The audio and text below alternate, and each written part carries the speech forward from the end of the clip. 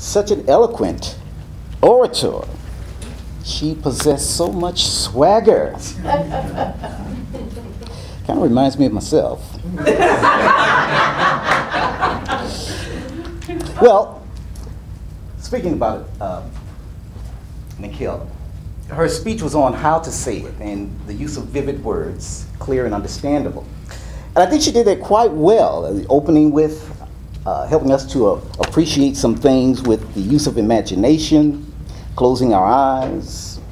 Money is no object. So with the use of that, the sky's the limit. You can say and do whatever you want when you're using your imagination. She had, one of the things that she was trying to accomplish was to avoid jargon. Jargon is something that we may be unfamiliar with, terminology that is complicated. In other words, layman terms. So her sentences were short and simple.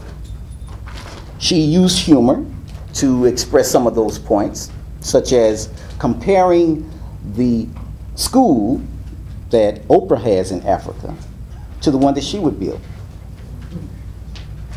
Her ideas, again, were clear and understandable. And what I particularly liked was the use of rhetorical devices, the triads, mind, body, and soul, improving upon those. The mission statement that she used over and over again: feed the feeble, lift the lifeless, and heal the helpless. Even teach a man, teach a woman, and teach a child. Now that's really good when you think about putting together a speech on money is no object, using triads to drive home a point, and I think you did that very well. We often don't hear that. However, for improvement, just for improvement, and you have a lot of swagger, just want to let you know that. But what I would have loved to see is when you were describing some of those things that you wanted to do, since money was no object, was to go to the far superlative side of it. The house that you're going to compare, that you're going to build in Africa, maybe it's going to be an ivory tower with bearskin rugs, hardwood floors, granite throughout, teak furniture.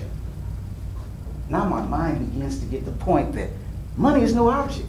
I can have whatever I want. Why? Because I am, the mission statement says, feeding the feeble, lifting the lifeless, and healing the helpless.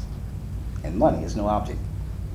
So with that being said, I think you did an overall great job.